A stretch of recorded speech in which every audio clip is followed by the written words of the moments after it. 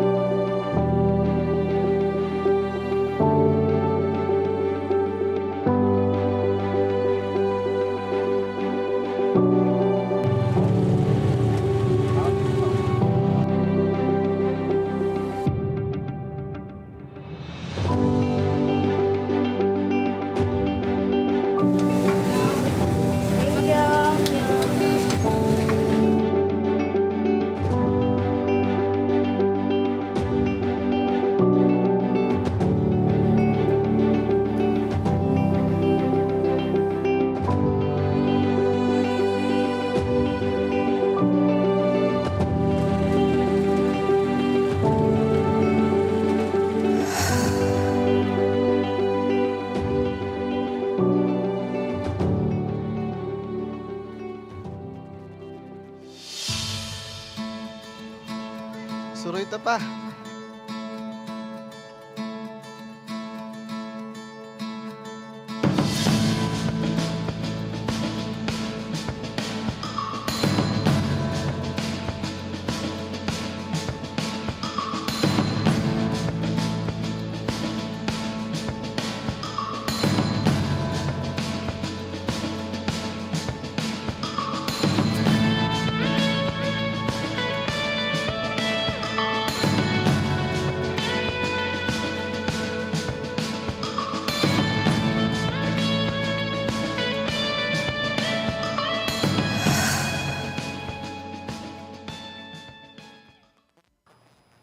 Pa?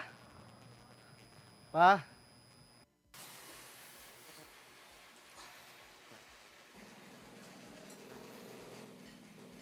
Ha?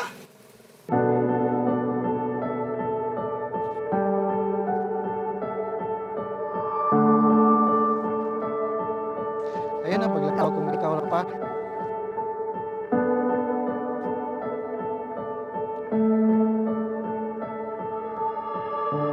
Madyaw ang butuan.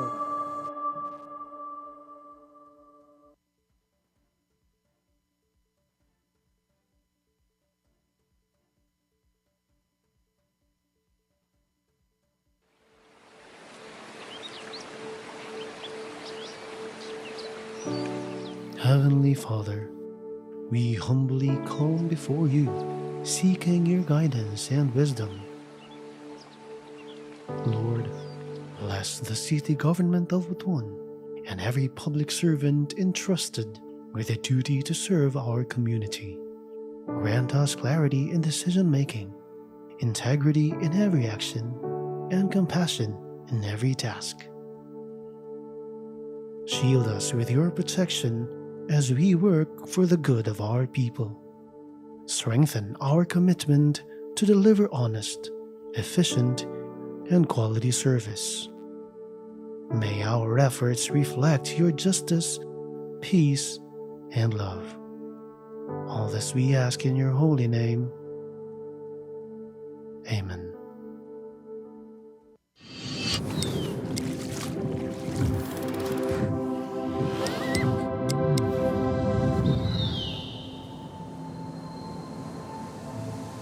For centuries, the river has whispered its song, a lifeline of history flowing strong.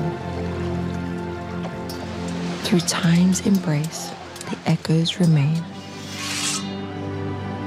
A city reborn, yet never the same. Whispers of faith carved deep in the stone. Stories of old, yet never alone. Threads of the past, woven with care, in patterns of time, a heritage rare, carved by hands that knew the tide, wooden vessels steady with pride, from currents deep to oceans wide. They carry dreams where waters collide, above the land where the heavens embrace. veiled in mist, where silence speaks, and the whispers of nature dance on the peaks. Let time slow down, find rest where comfort and warmth intertwine, a haven of solace where moments extend, flavors that glow like embers bright, a dance of spice, of warmth, of light. From tables where history lingers long, to dishes kept true, both bold and strong, a taste of heritage, rich with grace. A city alive in each heartbeat and breath, a place that welcomes with warmth in its depth.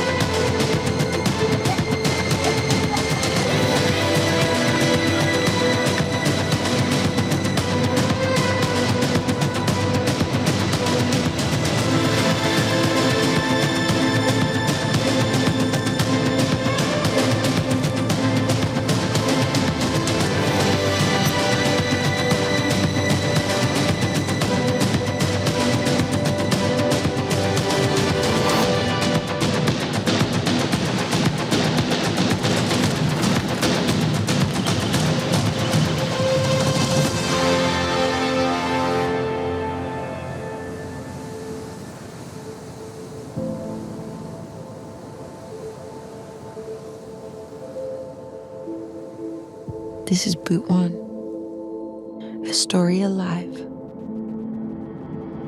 Come and see.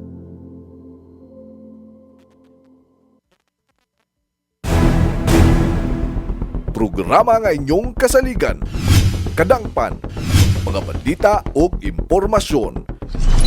Tutuan aksyon, Teleradyo.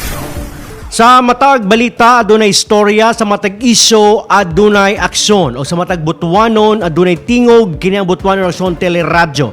Kini ang programa hatod kayo sa Butuan City Public Information Division. Live kita sa to official Facebook page sa Butuan City Public Information Office. Ako si Ismail na inyong kaabag sa serbisyo. O sa sunod nga mga minuto na lang mga kabutuanon atong tukyo na mga isgutanan nga may kalambigitan sa lokal nga panggamhanan, mga serbisyo publiko ug mga kalihukan dinhi sa atong syudad.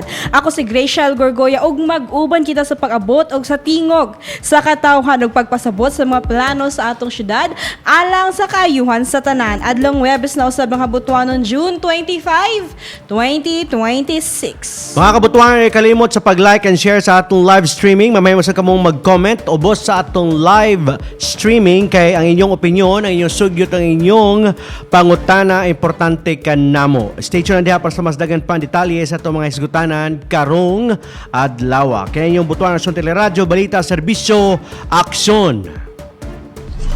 Tutuan aksyon, Teleradyo. Ano na ang mga highlights sa mga pahitabo sa City Government of Butuan. Nagkaiusa ang City Government of Butuan og upat ka academic institutions aron sa paghimo og development plans alang sa 101 ka relocation ug subdivision sites sa atong dakbayan. Gipermahan ni Mayor Lau Fortun ug mga opisyal sa Caraga State University, Father Saturnino Orius University, St. Joseph Institute of Technology ug Merchant Marine Academy of Caraga Incorporated ang Memorandum of Agreement ubos sa programang Collaboration for a Stronger Community United in the Spirit of Balangayan.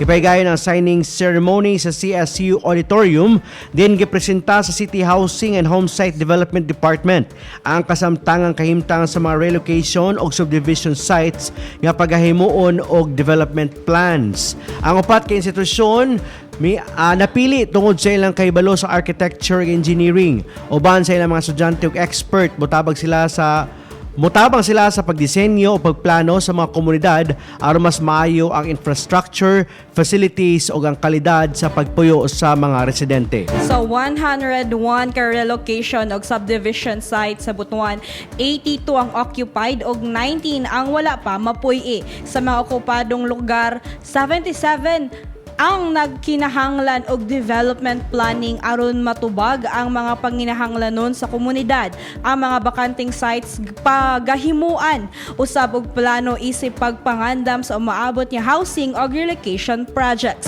Matod ni Mayor Fortun, ang tumong sa syudad dili lamang ang paghatag og lote og puy-anan kundi ang pagtukod og maayong komunidad alang sa mga residente. Pinaagi niini nga inisyatibo gilauman nga mahimong mas plastar ug mas comfortable ang mga relocation communities uban sa mga pasilidad ug serbisyo nga makatabang sa panginahanglanan sa mga residente. On action, Radyo. Sa laing bahin, opisyal lang giproklamar ang Caraga Region nga nasa stable internal peace and security. Human sa dakong pagkunod sa hulga gikan sa armadong kagubot sa rehiyon. Itambungan sa mga opisyal sa nasyonal ug lokal nga pagamhanan ang proklamasyon, lakip ang mga representative gikan sa mga probinsya, syudad ug mga lungsod sa Caraga.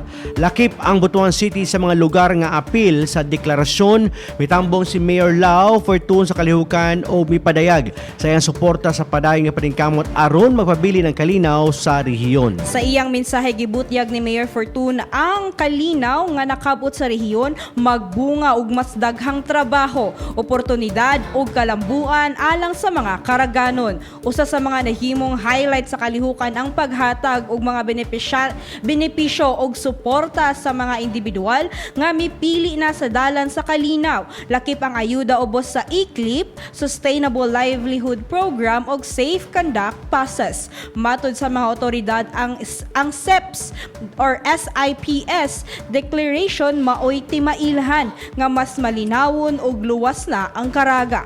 Gilauman usab nga kini makadani og mas daghang pamuhunan, turista ug mga proyekto nga makatabang sa pagpalambo sa ekonomiya ug sa kinabuhi sa katawhan. Gitapos ang kalihukan sa pagpirma sa Memorandum of Agreement, pag-unveil sa Peace Marker o Pledge of Commitment, isip timaan sa padayon nga panagiusa sa mga leader o stakeholder aron mapreserbar ang kalinaw sa rehiyon. On action, Radyo. Sa pagbalik sa Butuan National Teleradyo atong isgutan kaadlaw ang mahitungod na sa pagpangandam sa masinati nga El Nino sa atong nasod. Sa pagbalik sa Butuan National Teleradyo. On action, Radyo.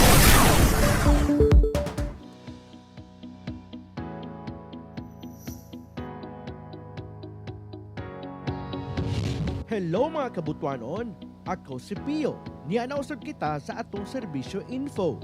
Kung makakuha na og building permit para sa balay o building o natukod na kini, wala kay nagpasabot nga pwede ka nang mag-move in sa imong bag-ong balay nga natukod o building. Hinahanglan sa ka nga mokuha og Certificate of Occupancy o Occupancy Permit. Ang occupancy permit o mas na ilang Certificate of Occupancy i-issue ang aprobahan una sa building official una pa magamit ang estruktura. Maski og gaabang ka lang og pwesto alang sa business, kinahanglan gihapon mo kuha og occupancy permit. Nganong importante man nga dunay occupancy permit? Unsa may silbi ani ug unsa may rason nganong kinahanglan kini? Sumala sa Building Code of the Philippines, dili pwede magamit ang usa ka bag-ong natukod nga balay o building kung walay occupancy permit. Ikinahanglan kini aron masiguro sa gobyerno nga natuman ang building plan nga gisumite sa pagkuha og building permit. But masiguro sa atong gobyerno nga compliant ang mga estruktura sa building code og luwas kining gamiton. Unsa may requirements sa pagkuha og occupancy permit? Ikinahanglan ang design plans, tulo ka kopya sa AS-built plan kung dunay gibag-o sa estruktura. Magkuha og mga permit forms sa Office of the Building Official. Duha ka kopya sa application form for Certificate of Occupancy. Duha ka kopya sa Certificate of Completion. Duha ka kopya sa Certificate of Final Electrical Inspection. Magkuha usab og Special Power of Attorney alang sa nagproseso or company valid ID. Usa ka kopya sa valid ID sa tag-iya sa balay o building nga dunay signature. Usa ka kopya sa PRC license o PTR sa mga professionals involved sama sa electrical engineer, architect o uban pa. 1 book construction logbook, contractor's tax with official receipt kung under contract o usa ka long orange folder. Kung makompleto na king tanan, isubmit tayo kini sa Office of the Building Official. Mga kabutuan-on, atong pahimangno nga kalapasan sa balaod ang pagpuyo sa balay o paggamit sa building nga walay occupancy permit. Dunay multa o pagkapreso kung nakalapas kaniini. Alang sa dugang pa mga serbisyo info sa LGU Butuan, tutok lang din sa serbisyo info. Ako si Pio.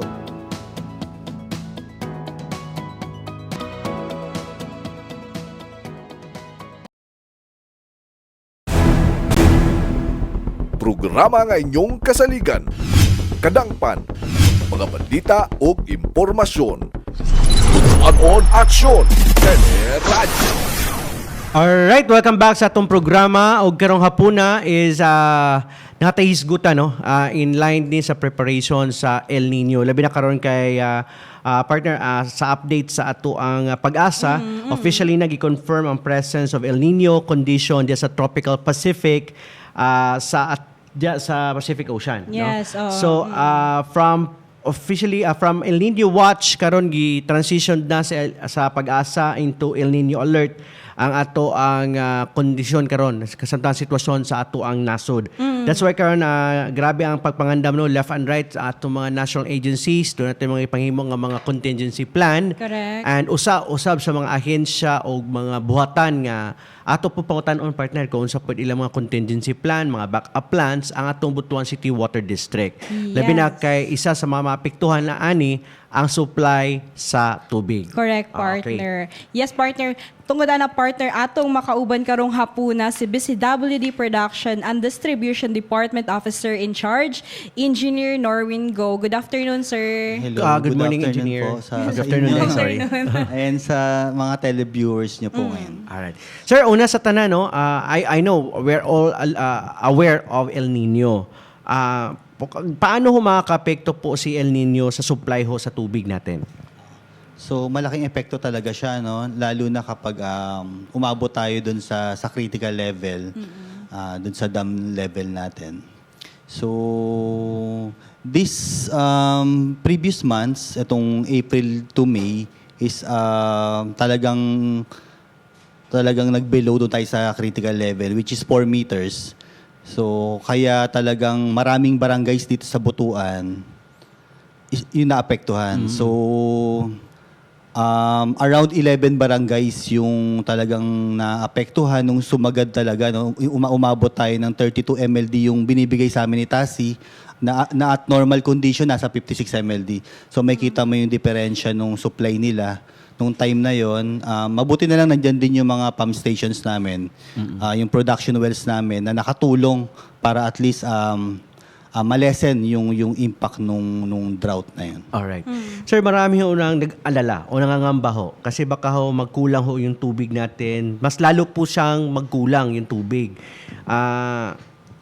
Gaano na ba ho kahanda ang ating BCW dito? Okay, so based naman po dun sa na-experience natin, ang pinaka-worst case na kayang ibigay sa atin nung bulk water supplier natin is around 30 MLD. So far, hindi naman bumababa doon. Same nung na-experience natin nung previous months. So 30 MLD plus yung 4 na pump stations namin na may total capacity na around 8 to 9 MLD. So all in all, nasa 38 MLD yan. So at 30 MLD na total supply ng BCWD, meron tayong na-identified na 11 nga na barangays. So yun yung target natin for rationing, no? Kapag dumating yung worst case scenario na yun. Alright. Sir, itong 11 barangays, sir, ever since nung wala pang problema ho sa wala pang El Nino, hindi pa mainit. Ito bang 11 barangays is talaga bang ito na pa talaga yung palaging may Walang problema tubig. talaga sa tubig supply? Hindi. Nasa 5 to 6 barangays lang yung mga area na talagang even at normal Water supply supply, natin, water supply natin is nakaka-experience na ng shortage, no? Or intermittent yung supply nila, low pressure to no water. So alam naman natin yung mga factors niyan, yung sa elevation nila, yung mga inefficiencies natin sa system natin, yung mga undersized pipes. So, ayun yung mga nagkakos. Mga factors. Mga factors. Kaya talagang at normal water supply natin, naka-experience na sila ng shortage. Alright. Sir, nung nakaraan, may problema din tayo sa Magsaysay Bridge, no? May na-damage doon na pipe. Oo. Kumusta na po yung situation natin doon, sir? Na-damage na pipe. In 2024 ba yan yung sinasabi nyo na... Yung recent, yung sabi nung sir, na, yung sa earthquake ba yun? Ay, sa Tagubo. Hindi siya sa Magsaysay. Okay. Yung leak natin, nag-occur siya sa Tagubo, dun sa transmission natin na 900 mm. So, lumabas yung leak na yun around June 10 to June 11 eh. So, then, yung actual repair natin, supposed to be June 22 yun, yung scheduled natin, no? Para at least makapag-prepare yung mga customers natin, ma-inform yung public. Pero kasi nagkaroon tayo ng emergency repair kasi talagang lumakas na yung leak. Okay. To the point na affected na yung mga customers natin dito sa city proper. So, bumaba na masyado yung supply natin dyan. Kaya marami ng complaints. Kaya we decided na to have an emergency leak repair nung June 17 na yun. Okay. Pero sa ngayon, sir, matibay na. Walang problema Okay na. na po. Okay Or na Yes po. po. ongoing pa rin ang... Completed na po siya as of June 19. Natapos na po, pati yung restoration is na completed na po. Pero may tanong po, sir, kasi kung naayos na natin, may iba pang mga barangay po ang mahina pa rin yung tubig, sir. Ano po yung explanation po? So, until now, based dun sa monitoring namin, may isang barangay na lang si Barangay Lumbokan. So, yesterday kasi dalawa pa kasama pa si Masaw. Pero today, si Lumbokan na lang yung remaining barangay na hindi pa bumalik hindi pa nag-resume ba yung normal water supply. So, continuous monitoring pa rin naman kami doon sa area. Then, nibistigahan namin kung bakit until now hindi pa bumabalik yung nila. Nagre-resume yung water supply.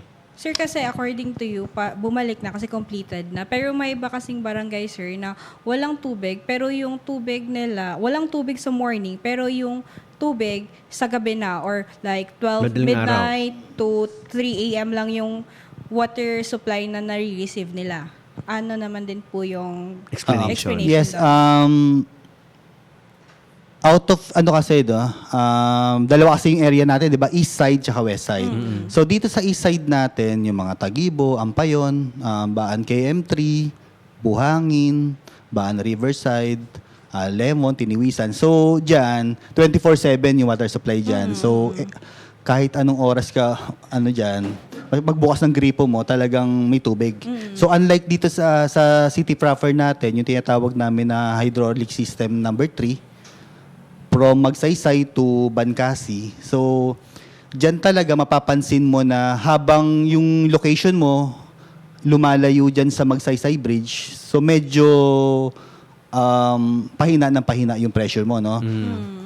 Hanggang sa makarating ka na dun sa mga tinatawag naming critical barangays. So, si Lumbokan, si Masaw, San Bancasi, Vicente, mga ganun. Bancasi, Libertad. So, yan mga barangays na yan. Talagang intermittent yung water supply. So, may oras lang na may water supply dyan. Okay. Pero with that problem, sir, na existing until now, kahit walang El Nino, kahit normal yung ating operations, I'm sure meron na kayong mga backup plans for that. Pero pwede ba natin ma-share kung ano yung backup plans natin? If in case, worst case scenario, aside from water rationing, baka meron pa tayong other pa nga. Sa ngayon, hindi Yes, pa na-effect. So sa ngayon naman, continuous yung NRW reduction natin. So like what I have said naman dun sa previous natin, So imagine mo kung 50% yung system loss mo, tinatawag naming NRW. So talaga maapektuhan yung system mo. Ang effect kasi niyan, maapektuhan yung service level mo, yung pressure, yung water availability. So babagsak talaga yan.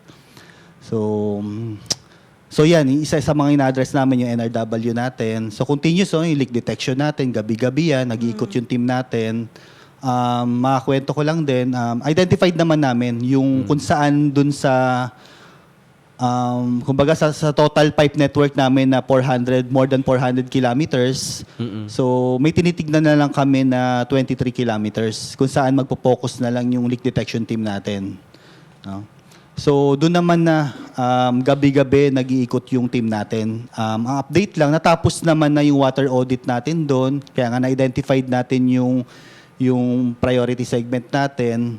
Then yung first pass ng leak detection is natapos na rin nila. So when you say first pass, talagang naikot na nila yung 23 kilometers na yon. Na-identified nga natin through water audit kung ilan yung NRW natin or loss natin sa transmission and sa distribution. So parang ang nila around 3 point something MLD na sa transmission, then 10 MLD dito sa laterals or distribution. So doon yung 10 MLD na yon, hinahanap pa rin namin. Hopefully, bago matapos talaga itong taon na to, ma-resolve na namin yung issue dito in terms of NRW. Yung 10 MLD, sir, isang araw lang yun or isang buwan? 10 million liters per day siya. Per day. Yung volume na tumatap or nawawala. Na hindi na pupunta doon sa Of mga course, concessionaires. yes. Pero itong leak na sinasabi mo, sir, is ito yung mga leak na makikita natin sa kalsada, yung mga yung sinasabi namin na or ibang leak ito. Okay, so combination yan. Pero kasi yung mga nagsisurface or ito yung mga usual na nare-report ng mga concerned citizens, mga customers natin, na-address naman kagad. Okay. Kaya lang kasi, yung mas malaking volume ba, usually yun kasi yung mga hindi nagsisurface talaga. Sa ilalim. So, sa ilalim, either dumadaan na sa drainage or ganyan. May pinupuntahan ba yung tubig kaya hindi na siya lumalabas. So, yun yung trabaho ng leak detection natin. So, hanapin yun using yung mga equipment na yun. No? So, through leak sounding, hinahanap nila, binabaybay nila yung kung nasan yung mga pipes natin para ma-determine nila yung location nung underground leak na yun. Okay. Sir, ito if ever talagang tuloy-tuloy na walang ulan, for example, 1 buwan, 2 buwan, 3 buwan, syempre na-experience natin yan na bumaba talaga yung MLD. yung tubig natin sa Tagibo. Naisip ko lang, sir, hindi kaya po siya pwedeng lagyan ng parang water pump para magtapon siya ng tubig dun sa dam? Sa Or, dampo. ayun lang, iniisip ko lang siya na para bang wild idea ko lang ba na siyempre, pag bumaba yung tubig, walang ulan, di ba pwedeng na mula na lang sa ilalim para Okay. Posible ba yun? Usually po kasi ang dam is located po siya sa pinaka-highest elevation. So kaya medyo mahirap po yung sinasabi niyo. Okay. Unless meron dun sa mismong sa ilalim na may source ng underground. No? Pwede gawin yun. Isa din sa ginagawa ngayon ng Water District, bukod nga doon sa NRW reduction, so talagang yung water demand management. So talagang minomonitor namin daily. So twice a day, minomonitor namin yung stream flow, yung intake level.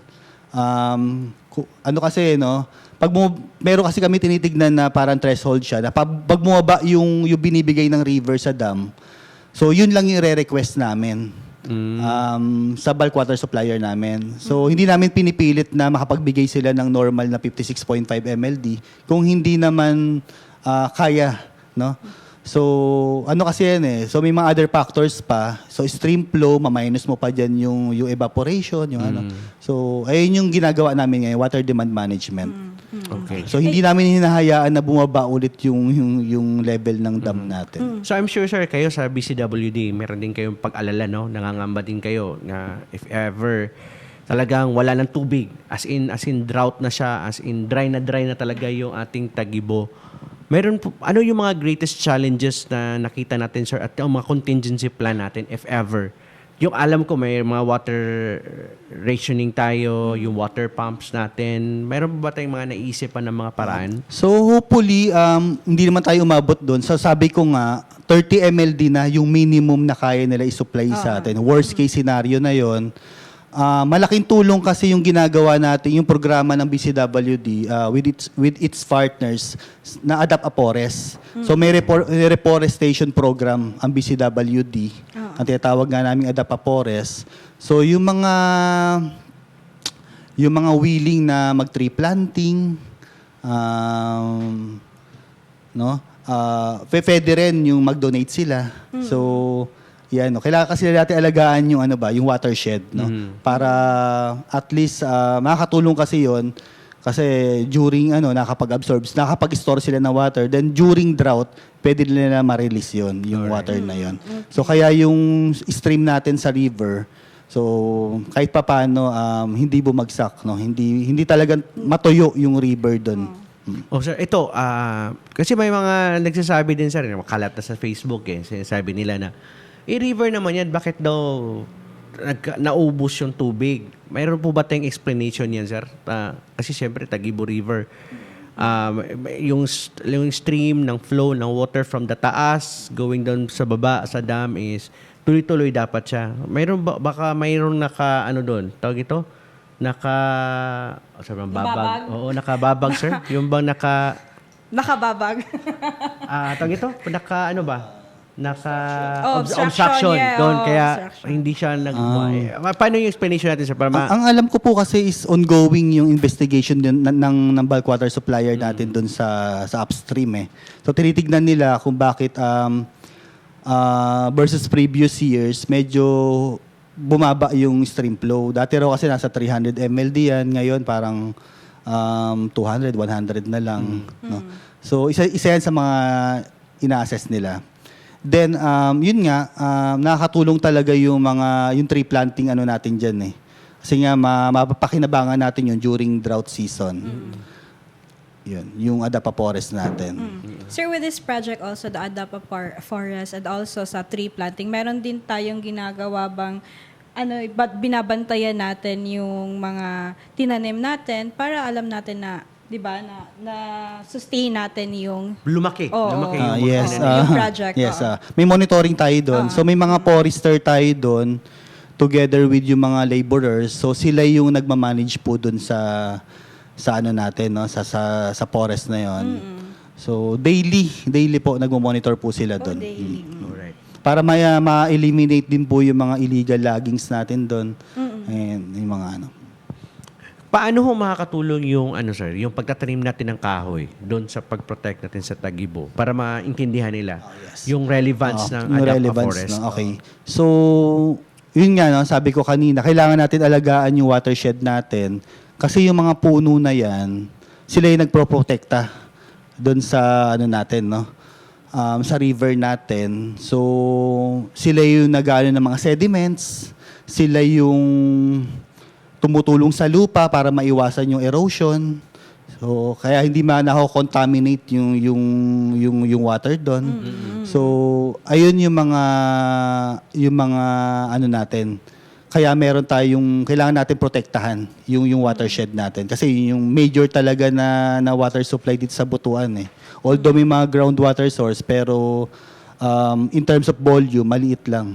So, currently, kailangan natin talagang alagaan yung watershed natin na yan. Yes. Sir, sa ngayon po ba, meron ba tayong mga ongoing infra project na aiming po to improve our water availability? Kahit hindi man El Nino, kahit sa normal days.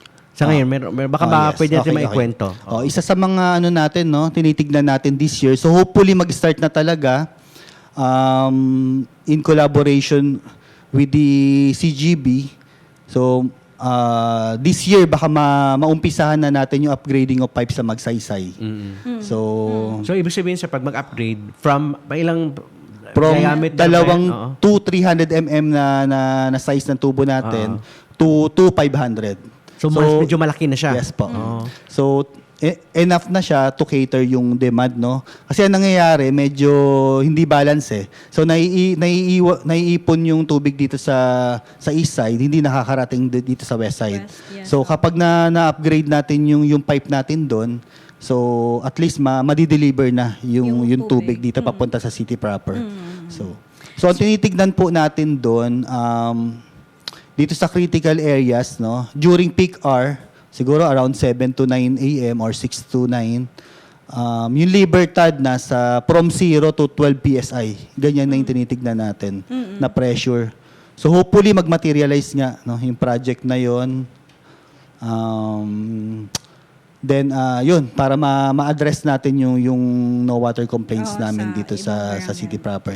Then aside doon, bukod doon sa magsaysay natin, may mga areas kasi na kahit nandyan na yung supply, yung available water supply, if hindi naman proper size yung mga linya nila, so yun pa rin, kailangan pa rin igawa ng programa ng BCWD mga ngayon. So meron naman kami na-identified na mga barangays o areas na yon. Nakakasama na rin dito sa long-term program natin. Yes. Kaya lang syempre may mga infrastructure na kailangan. So, yun. Hopefully, ma-implement din namin siya this year. Parang 2 or 3 locations yung tinitignan namin. Then, yung mga iba pang barangays na yon o iba pang area is the succeeding years naman. Pero with that project po, sir, nag-start na? Or hindi pa? Ongoing pa rin yung Dapat research, sa planning stage pa yata. planning? Oo. So meron na tayo natapos.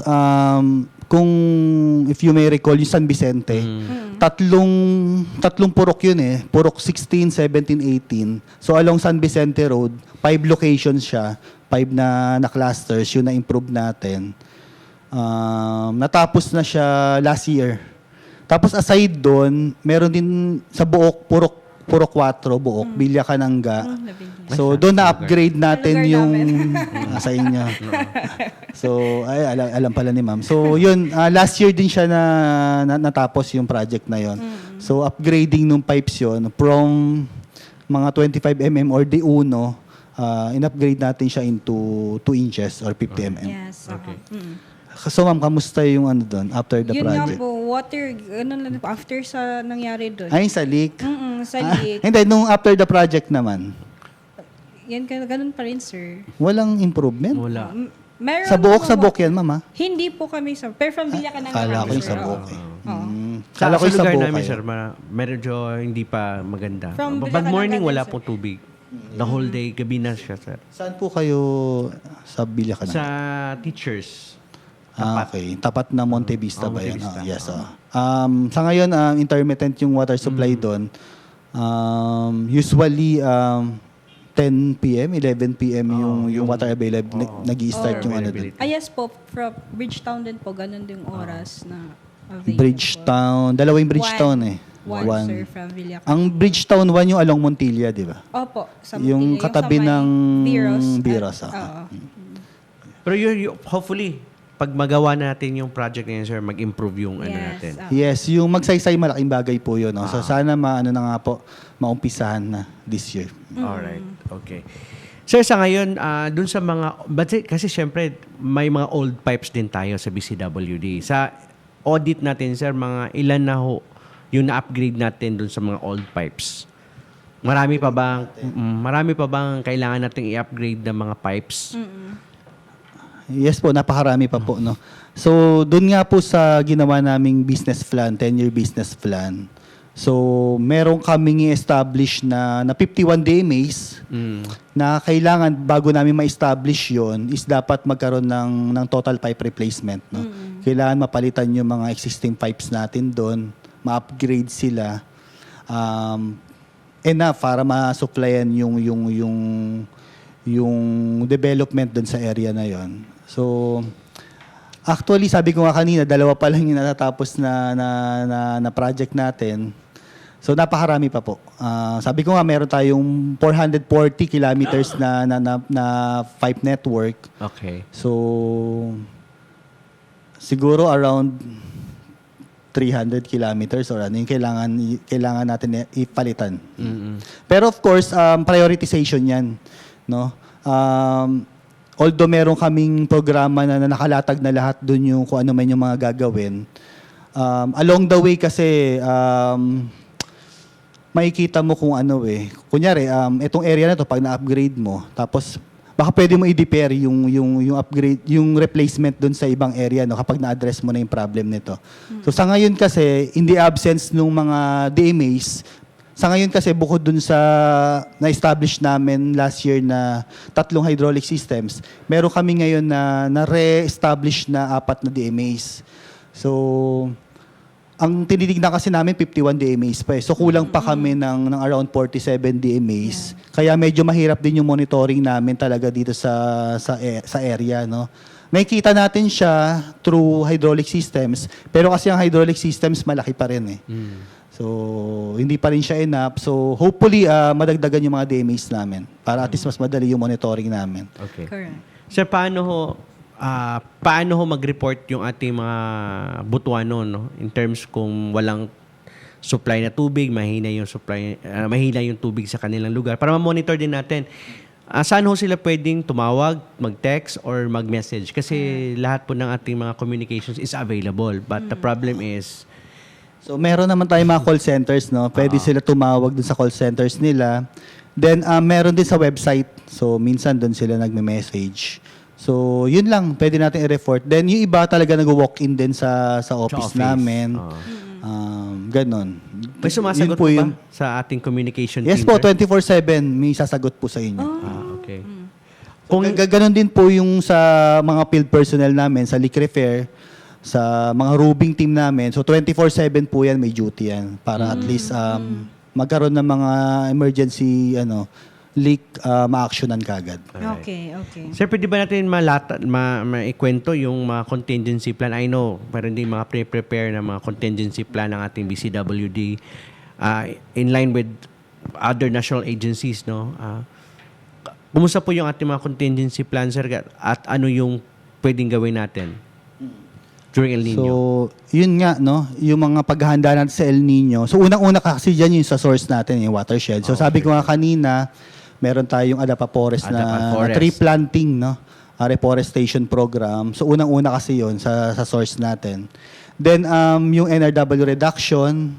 So kung kanina leak, so pati yung commercial losses o yung mga water pilferage. So, kailangan natin bantayan yan. Kasi kapag nagkakaroon ng drought, no? Nagkakaroon ng water shortage, medyo nagiging prone sa minsan doon na mismo sila nagbubukas sa cluster or sa service line. So kaya nagrereklamo yung mga kasama nila doon sa grupo ng Metro. So ayan po yung mga illegal connections. So isa yan sa mga natin kailangan natin ma-address. Then water demand management, yung sabi ko nga kanina, kumbaga kino-conserve natin kasi yung available na water din sa dam natin. So, hindi natin siya sinasagad. Kung ano lang yung binibigay sa atin na river, hanggat maaari, yun lang din yung nare-request namin sa bulk water supplier na ma-deliver dito sa mga concessionaires, sa customers namin. Then,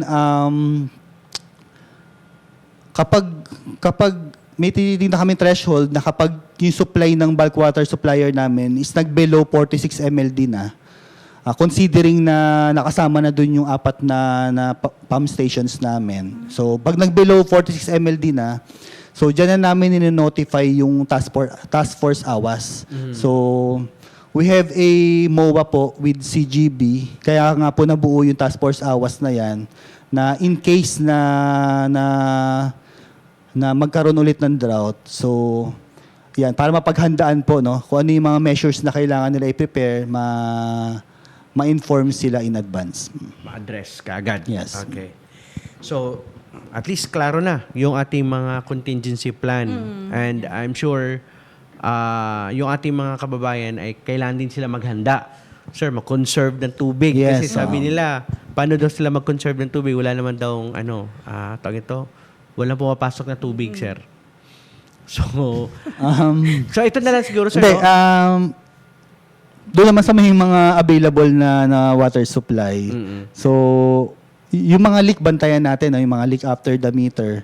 So isa yan sa mga conservation natin. Then yung mga simple na tips lang na while kapag nag-toothbrush tayo, gumamit tayo ng glass, wag yung continuous yung flowing nung natin, water na sa faucet. So yung mga ganun, no? Malaking tulong na yon during the drought. Alright. Okay. Thank you so much, sir.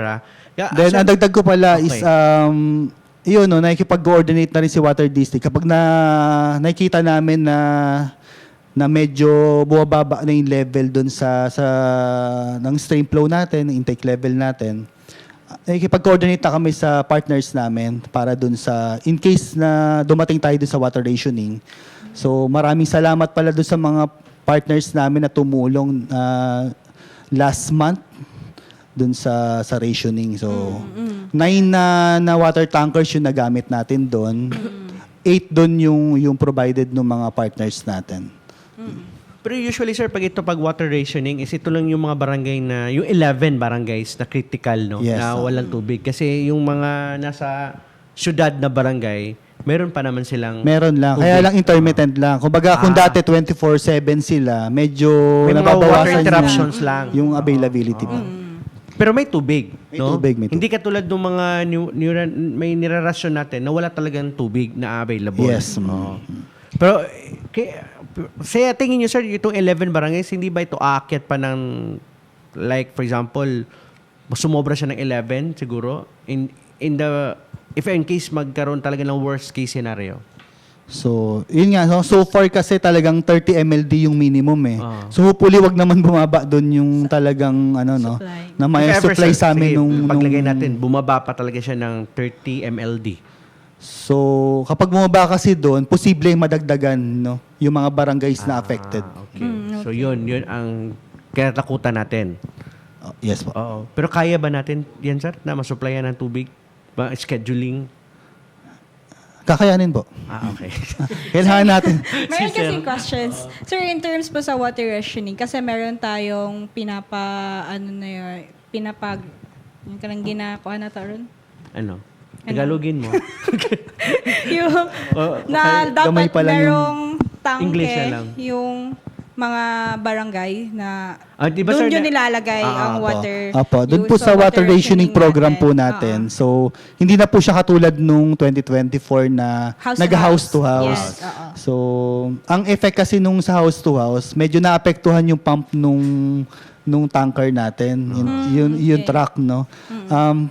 Kapag daw medyo kinokontrol mo yung Water pressure. water pressure na nasisira. Nasisira. So kaya napagdesisyonan po nung task force awas din po na maging ganun yung scheme ng rationing natin.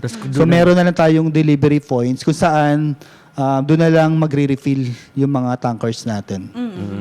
So Meron baga isang bagsakan lang Yes po. yung tubig, tapos doon nakukuha yung mga kababayan natin. Pero sana, sir, Yes po. sa strategic, Oh, kasi yes, what if malayo, for example, sa amin. Meron din po mga Ang nag-identify basketball naman po court. kasi noon yung mga barangay na sa LGU na. So sila naman ay nag-identify kung saan yung mga delivery points na saan ilolocate ba? Saan. Hindi pa pwede, sir, converge may someone from BCWD at saka taga barangay para makita nila yung dapat lagyan din natin dito, sir, para yung iba dito makakuha ng tubig. Oo. Kasi for example, sa isang location, nasa barangay hall yung tangke, tapos ilang blocks ka pa. So, paano yung pagkuha ng tubig? Usually naman sa isang barangay, hindi lang isa yung designated nila, no. Yung water. Yung tanker. points nila. Hindi naman isa yan. Depende nga dun sa sa laki rin ng barangay. So sa dami rin ng mga customers. So, yun magdedepende sa ganun sa laki ng barangay. Wala ba pag-asa, sir, dun sa west ba sa amin, sa Villacananga? West- na malagyan west side ng po. parang water pump pang back up? Water pump? Oh, like, for example, diba, yung ibang barangay may mga water, tawag yun? Back up tayo na water pump? From mga groundwater po ba yan? Okay. Groundwater. So sa ngayon po, isa rin sa tinitignan ng Water District, yung 11 barangays po na yan, is kung may available naman na groundwater source, so yun po yung titignan po namin. So sa ngayon po, Wala pa. wala kasi kami equipment na available for georesistivity eh.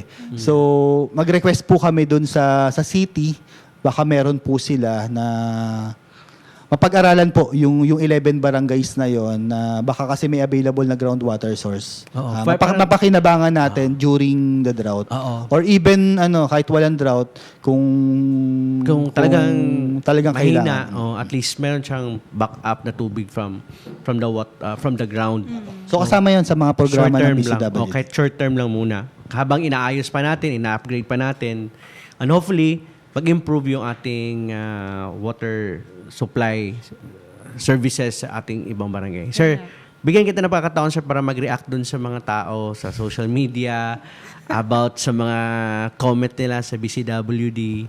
Kasi alam ko, si sir, mayroon din siyang gustong sabihin. Kaya lang, alam ko naman nagtatrabaho ang ating Butuan City Water District. In fairness with them, no? Kaya lang, siyempre, pag may mga reklamo, pag hindi sila satisfied, nagre-reklamo talaga sila. Tsaka, hindi din nila makaya lahat ng complaints ma-receive nila in a day. So, for example, kung thousands nung yun nagre-reklamo, ilan lang yung mga tao na nandun na nagmamanage ng social media nila at tsaka sa call centers. Minsan, sinisigawan pa yung ating mga kasama natin dyan sa Butuan City Water District. Naintindihan natin yung trabaho nila. At saka alam naman natin si Engineer Go. Siyempre siya, sa kanya din, sa kanyang level pa lang, na-stress din yan siya. Siyempre, no? Ang dami din niyang mga iniisip. Kailangan natin ngayon magtulungan. Yung pangtulungan na intindihin natin yung situation kasi sila din naman, they're doing their 100% effort na mag-improve yung ating water supply. Correct. Sige sir, baka may gusto kang sabihin, may gusto kang klaruhin para once and for all, marinig nila si BCWD na hindi tagtahimik.